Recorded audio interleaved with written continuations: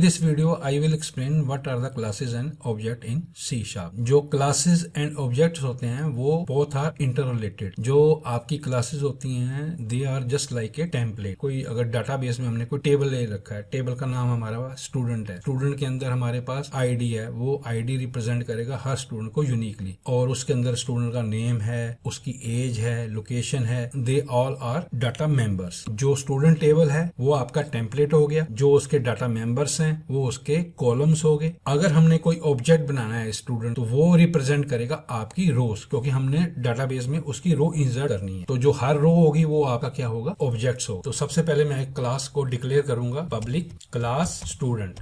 ये इसका हो गया ब्लॉक। तो सबसे पहले हम एक डिफाइन करेंगे स्टूडेंट का आईडी। ये आईडी क्या हो गया, आपका फील्ड नेम हो गया, स्ट्रिंग नेम। ये स्टूडेंट का नेम यहाँ पे हम स्टोर करेंगे। इनको हम कहते हैं डाटा मेंबर्स या वेरिएबल नेम। तो क्लास में आपके पास कंस्ट्रक्टर भी होता है। कंस्ट्रक्टर क्या करता है कि जो आपके वेरिएबल नेम्स है उसकी वैल्यू को इनिशियलाइज करने के लिए हम यूज करते हैं। कंस्ट्रक्टर की कंडीशन क्या है कि जो आपका क्लास का नेम होगा वही कंस्ट्रक्टर का नेम होगा, और उसके अंदर ना तो वो कोई वैल्यू रिटर्न करेगा, ना ही वो वाइड हो सकता। तो पब्लिक स्टूडेंट ये आपका कंस्ट्रक्टर नेम हो गया। तो अगर मैं यहाँ पे id इज इक्वल टू 0 कर दूं और स्ट्रिंग, तो ये आपका कंस्ट्रक्टर नेम हो जो आपके क्लास के वेरिएबल को इनिशियलाइज करने के लिए यूज करते हैं। जैसे ही हम क्लास का ऑब्जेक्ट बनाएंगे तो सबसे पहले ये वाली वैल्यू एग्जीक्यूट हो, तो इनको कहते हैं हम constructor. This is called the default constructor. Next आ गई हमारे पास प्रॉपर्टीज। प्रॉपर्टीज क्या होती हैं कि जो आपकी क्लास के अंदर प्राइवेट मेंबर्स होते हैं उनकी वैल्यू को वो असाइन करता है and then return the value. तो अगर मैं यहाँ पे एक पब्लिक इंट एज ले लेता हूं, यहाँ पे मैं यूज करूंगा गेट सेट नाउ। अब हम वन बाय वन इस क्लास को डिस्कस करते हैं। तो ये मेरी क्लास होगी।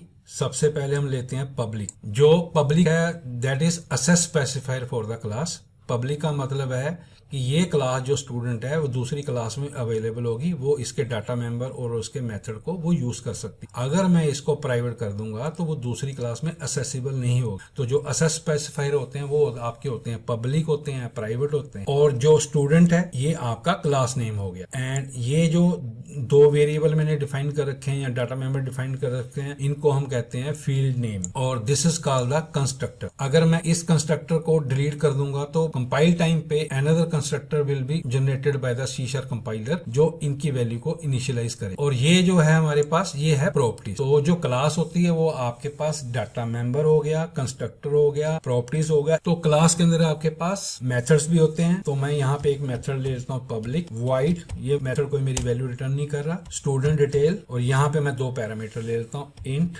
id string name.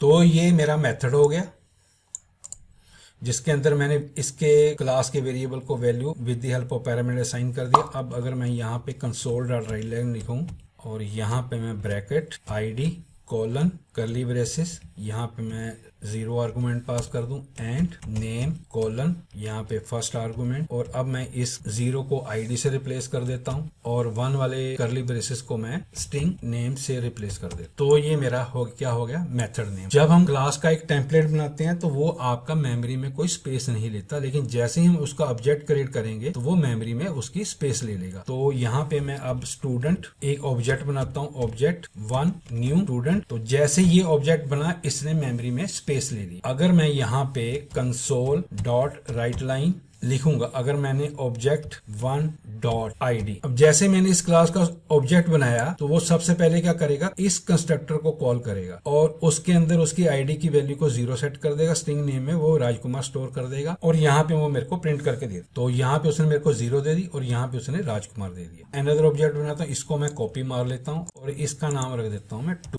और अब मैं यहाँ पे ऑब्जेक्ट 2 की वैल्यू को आईडी को मैं क्या कर देता हूँ, असाइन कर देता हूँ 1। ऑब्जेक्ट 2 डॉट स्ट्रिंग नेम, और मैं इसकी वैल्यू को असाइन कर देता हूँ राम।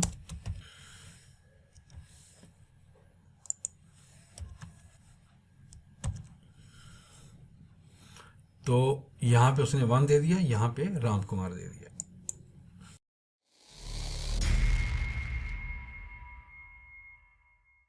नो अब हम डिस्कस करते हैं कंस्ट्रक्टर, जो कंस्ट्रक्टर होते हैं वो हम यूज करते हैं डाटा मेंबर को इनिशियलाइज करने के लिए। अगर हमने कोई क्लास डिफाइन कर रखी है और उसके अंदर हमने कोई कंस्ट्रक्टर नहीं बना रखा तो C# कंपाइलर एक डिफॉल्ट कंस्ट्रक्टर जनरेट करता है जो आपके वेरिएबल्स की डिफॉल्ट वैल्यू होती है उसको इनिशियलाइज कर देता है। Another important point in constructor is that कि जो कंस्ट्रक्टर का नाम होता है वो आपकी क्लास का नाम होता है, और कंस्ट्रक्टर के अंदर ना तो हम कोई वैल्यू रिटर्न करते हैं ना ही वो वाइड हो सकता है। तो जो कंस्ट्रक्टर होते हैं वो 5 टाइप के होते हैं। पहला होता है आपका डिफॉल्ट कंस्ट्रक्टर, दूसरा होता है आपका पैरामीटराइज कंस्ट्रक्टर, थर्ड होता है कॉपिंग कंस्ट्रक्टर, फोर्थ होता है आपका स्टैटिक कंस्ट्रक्टर एंड फिफ्थ होता है आपका प्राइवेट कंस्ट्रक्टर। तो सबसे पहले मैं डिफॉल्ट कंस्ट्रक्टर के बारे में बताता हूं। पब्लिक, ना तो हम इसमें रिटर्न यूज करेंगे ना वाइड यूज करेंगे, तो हमारा क्लास नेम क्या है, स्टूडेंट, और ये इसका ब्लॉक हो गया।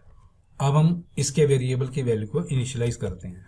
आईडी मैंने यहाँ पे 1 दे दिया और स्ट्रिंग नेम यहाँ पे मैं राज दे दे। तो ये हमारा डिफॉल्ट कंस्ट्रक्टर है। जब जैसे ही मैं इस क्लास का ऑब्जेक्ट बनाऊंगा तो ये डिफॉल्ट कंस्ट्रक्टर आपका एग्जीक्यूट सबसे पहले होगा और जो आईडी की 1 वैल्यू दे देगा और स्ट्रिंग नेम में राज दे देगा। यहाँ पे मैं स्टूडेंट का एक ऑब्जेक्ट बना रहा हूं।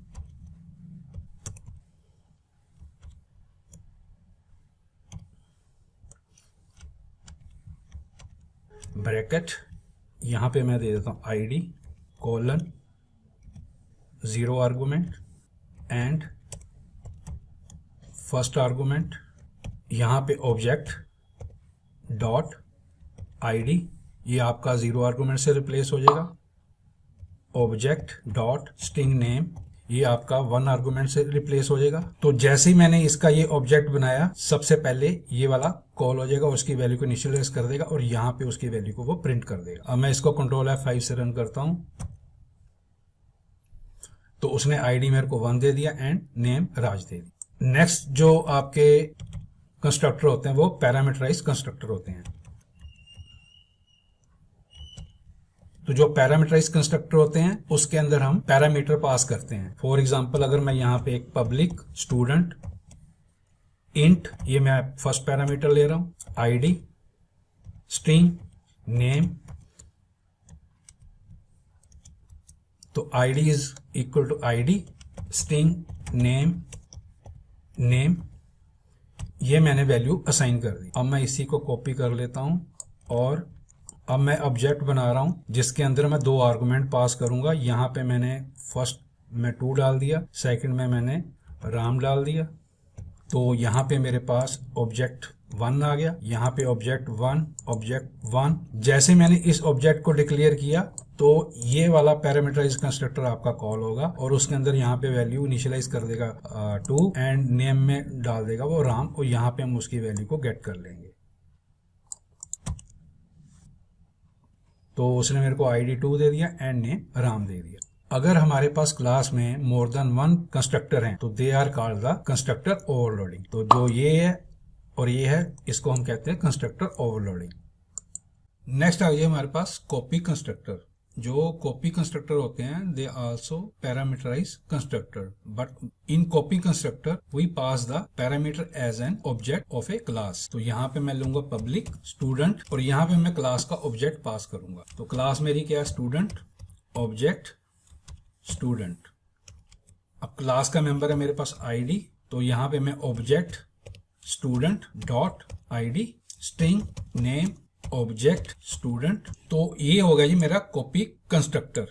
अब मैं एक नया ऑब्जेक्ट बनाता हूँ ऑब्जेक्ट 2, जिसमें मैं ऑब्जेक्ट 1 की जो वैल्यूज होगी वो ऑब्जेक्ट 2 को असाइन कर सकता हूँ। तो इसको मैं कर लेता हूँ कॉपी, तो इसका नाम रख देता हूँ मैं ऑब्जेक्ट 2 न्यू स्टूडेंट। यहाँ पे मैं इसकी वैल्यू ना पास करके मैं ऑब्जेक्ट 1 की वैल्यू पास कर देता हूँ। अब ऑब्जेक्ट 1 में मेरे पास क्या है, आईडी 2 है जो मैंने पैरामीटर में भेजी है और नेम भेजा मैंने राम। अब जो ऑब्जेक्ट 1 की वैल्यूज है वो ऑब्जेक्ट 2 में कॉपी हो जाएगी और यहाँ पे मैं इसको कर देता हूँ 2 और यहाँ पे भी मैं कर सकता हूँ 2। अगर मैं अब इस प्रोग्राम को रन करूंगा तो जो इस ऑब्जेक्ट की वैल्यू होगी वो आपके ऑब्जेक्ट 2 में जाके स्टोर हो जाएगी। तो उसने मेरे को आईडी 2 एंड नेम राम दे दिया। तो ये होते हैं जी हमारे कॉपी कंस्ट्रक्टर। अगर हमने एक ऑब्जेक्ट की वैल्यू दूसरे ऑब्जेक्ट को असाइन करनी है तो हम कॉपी कंस्ट्रक्टर यूज करते हैं। नाउ नेक्स्ट आ गई है स्टैटिक कंस्ट्रक्टर। जो स्टैटिक कंस्ट्रक्टर होते हैं वो क्लास में फर्स्ट टाइम ही एग्जीक्यूट होंगे जब भी हम कोई भी इंस्टांस क्रिएट करेंगे। अगर मैंने 5 इंस्टांस क्रिएट किए हैं तो जो स्टैटिक कंस्ट्रक्टर होगा वो 1 टाइम ही एग्जीक्यूट होगा, बट उसका ऑर्डर हम नहीं बता सकते कि पहले डिफॉल्ट कंस्ट्रक्टर एग्जीक्यूट होगा या स्टैटिक कंस्ट्रक्टर एग्जीक्यूट होगा। जो दूसरा पॉइंट है, स्टैटिक कंस्ट्रक्टर के अंदर हम उसका एसेस स्पेसिफायर नहीं डिफाइन करते और ना ही उसके अंदर हम पैरामीटर पास कर सकते हैं। तो स्टैटिक कंस्ट्रक्टर को डिफाइन करने के लिए मैं यहाँ पे स्टैटिक जो मेरा क्लास नेम है और यहाँ पे मैं लिख देता हूँ console.writeLine ब्रैकेट, इसमें मैं लिख देता हूँ स्टैटिक कंस्ट्रक्टर। नाउ अब हम यहाँ पे आ जाते हैं। अब जैसे ये ऑब्जेक्ट फर्स्ट टाइम आपका एग्जीक्यूट होगा तो आपका ये स्टैटिक कंस्ट्रक्टर 1 टाइम एग्जीक्यूट होगा और बाकी कंस्ट्रक्टर को ऐसा ही कॉल कर लेगा। तो अब इसके आउटपुट देखते हैं। नाउ स्टैटिक कंस्ट्रक्टर एक बार कॉल हुआ जब फर्स्ट टाइम ऑब्जेक्ट क्रिएट हुआ, बाकी उसने मेरे को वो जो ओल्ड वैल्यू हमने दूसरे कंस्ट्रक्टर में डिफाइन की थी वो हम यहाँ पे उसने प्रिंट करके दे दी। नेक्स्ट आ गई हमारे पास प्राइवेट कंस्ट्रक्टर। प्राइवेट कंस्ट्रक्टर हम इसलिए यूज करते हैं ताकि जो अदर क्लासेस हैं वो हमारी क्लास का ऑब्जेक्ट ना बना सके, तो उसके लिए हम कीवर्ड यूज करते हैं प्राइवेट। तो अगर मैं यहाँ पे पब्लिक की जगह प्राइवेट कर दूं तो अब दूसरी क्लास इसका ऑब्जेक्ट नहीं बना सकती। नाउ अब ये स्टूडेंट का जो डिफॉल्ट कंस्ट्रक्टर है वो कॉल नहीं हो सकता बिकॉज वहां पे हमने उसको प्राइवेट बना रखा है, तो इस क्लास में उसका ऑब्जेक्ट नहीं बना सकते। बट अगर हम पैरामीटर कंस्ट्रक्शन यूज करेंगे, अगर हमारे पास प्राइवेट कंस्ट्रक्टर पड़ा है तो हम उसके थ्रू उसका ऑब्जेक्ट बना सकते हैं। तो यहाँ पे इसलिए मेरे को वो एरर शो कर रहा है, तो इसको मैं कर दूंगा कमेंट। अगर मैं प्रोग्राम को रन करूंगा तो वो मेरे को आउटपुट दे देगा, लेकिन हम student object is equal to new student से उसका ऑब्जेक्ट नहीं बना सकते बिकॉज डिफॉल्ट कंस्ट्रक्टर जो है मेरा वो प्राइवेट है। तो यहाँ पे स्टैटिक कंस्ट्रक्टर आ गया id2 and name Ram, id2 and name Ram. तो ये था जी हमारा प्राइवेट कंस्ट्रक्टर के बारे में। नेक्स्ट आ गया व्हाट आर द डिस्ट्रक्टर। जो डिस्ट्रक्टर होते हैं वो क्लास का इंस्टांस या ऑब्जेक्ट को डिस्ट्रॉय करने के लिए यूज करते हैं। तो जो आपके डिस्ट्रक्टर होते हैं उसको हम with the help of child use करते हैं और उसका जो नेम होता है वो क्लास का नाम ही होता है। और यहाँ पे मैं लिख देता हूँ console.writeLine और यहाँ पे मैं कर देता हूँ पब्लिक। प्रोग्राम क्लास के अंदर एक मेथड बनाता हूं स्टैटिक वाइड डिस्ट्रक्टर एग्जाम्पल, और यहाँ पे मैं जो आपकी ये क्लास है स्टूडेंट इसका इंस्टांस बनाता हूं यहाँ पे। अब मैं इस मेथड को कॉल करता हूं मेन फंक्शन के अंदर और यहाँ पे मैं garbage collector dot collect call करता हूं। तो जो यहाँ पे स्टूडेंट का इंस्टांस क्रिएट हो गया, जब ये आपका इंस्टांस क्रिएट हो गया, जैसे एग्जीक्यूशन इसके बाहर जाएगी तो वो हमारे इस इंस्टांस का कोई भी मीनिंग नहीं है, ये आपका कहीं यूज नहीं हो रहा, तो गार्बेज कलेक्टर ऑटोमेटिकली इस ऑब्जेक्ट को डिस्ट्रॉय कर देगा। और यहाँ पे मैं कर देता हूं console.writeLine ऑब्जेक्ट क्रिएटेड। तो अब क्या होगा, जैसे मैंने इसको कॉल किया यहाँ पे इसका एक ऑब्जेक्ट बन गया और यहाँ पे मेरे पास आएगा ऑब्जेक्ट क्रिएटेड, और जैसे इसकी एग्जीक्यूशन इस फंक्शन से बाहर जाएगी गार्बेज कलेक्टर ऑटोमेटिकली इस ऑब्जेक्ट को डिस्ट्रॉय कर देगा। तो यहाँ पे ऑब्जेक्ट क्रिएट हो गया, यहाँ पे उसने ऑब्जेक्ट को जाके डिस्ट्रॉय कर। जो डिस्ट्रक्टर होते हैं उसके अंदर हम कोई भी पैरामीटर पास नहीं कर सकते, ना ही कोई उसका एसेस मॉडिफायर होता है, just tilde and class name use करते हैं। तो ये था जी आपका डिस्ट्रक्टर के बारे में।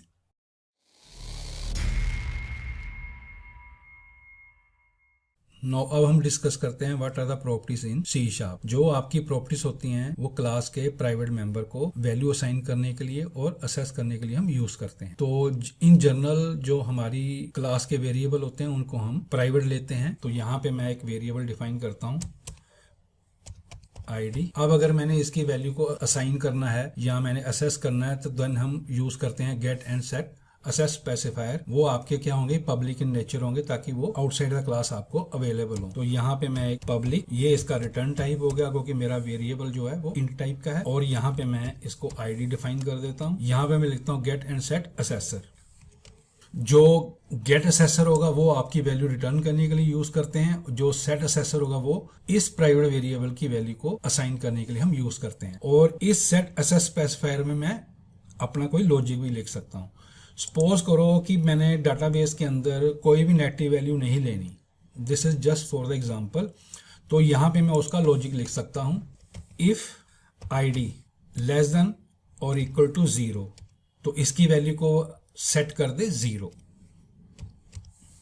और एल्स में तो सेट में ये वैल्यू डाल। नो अब मैं एक क्लास का ऑब्जेक्ट बनाता हूं, object new student object dot ID, यहाँ पे -10 कर देता हूँ। Set assessor will invoke. अब जैसे मैंने यहाँ पे 10 वैल्यू असाइन की तो उसने इसको कॉल कर लिया सेट असेसर। अब यहाँ पे आईडी मेरा क्या है, -10 है, विच इज लेस देन 0, तो आईडी की वैल्यू वो 0 सेट कर देगा। अगर ग्रेटर देन 0 होगा तो उसकी वैल्यू हमेशा हमारे पास पॉजिटिव स्टोर होगी। अगर मैंने इसकी वैल्यू को असेस करना है नाउ, तो यहाँ पे कौन सा एग्जीक्यूट होगा, आपका गेट असेसर आपको वैल्यू रिटर्न कर देगा। तो यहाँ पे गेट असेसर विल इन्वोक। तो इस टाइप की प्रॉपर्टी को हम कहते हैं रीड एंड राइट प्रॉपर्टी। अगर अब मैं इस प्रोग्राम को रन करूंगा, यहाँ पे आईडी मेरे पास -10 है, लेकिन वो मेरे को वैल्यू क्या देगा, 0 देगा। तो उसने मेरे को वैल्यू यहाँ पे 0 दे दी। With the help of property, जो आपके प्राइवेट डाटा मेंबर है उनकी internal implementation outside the world हम हाइड कर दे। तो अगर आपकी प्रॉपर्टी में अगर हमने गेट एंड सेट यूज कर रखा है, उसको हम कहते हैं read and right only property. तो जो प्रॉपर्टी होती है आपकी 3 तरह की होती है, read and right, read only and right only. अगर मैं इसको कमेंट कर दूं तो ये प्रॉपर्टी मेरी क्या हो जाएगी, रीड ओनली प्रॉपर्टी हो जाएगी। तो यहाँ पे उसने मेरे को एरर देना शुरू कर दिया। अगर मैं इसको अनकमेंट कर देता हूं और इसको कमेंट कर देता हूं तो ये मेरी प्रॉपर्टी क्या हो जाएगी, राइट ओनली हो जाएगी। नो अब हम डिफाइन करते हैं ऑटो जनरेटेड प्रॉपर्टी।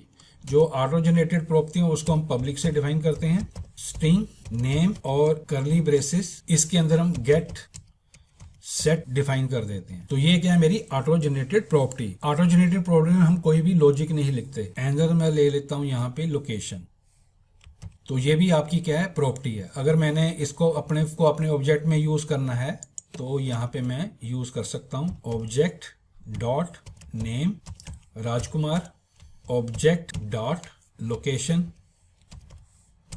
दिल्ली। अगर मैंने इसको रीड करना है तो ये होगा आपका सेट असेसर और ये होगा आपका गेट असेसर। नाउ यहाँ पे ये आईडी की एरर इसलिए दे रहा है क्योंकि मैंने इसको राइट ओनली बना रखा है। अगर मैं इसको यहाँ से हटा दूं तो अब ये रीड एंड राइट प्रॉपर्टी बन गई। अगर मैं इसको रन करूंगा, आईडी की वैल्यू मेरे को 0 देगा, नेम में मेरे पास राजकुमार देगा, लोकेशन में मेरे को दिल्ली देगा। तो यहाँ पे सेमी कोलन लगाना भूल गया, 0 राजकुमार दिल्ली। ये था जी आपका प्रॉपर्टीज के बारे में।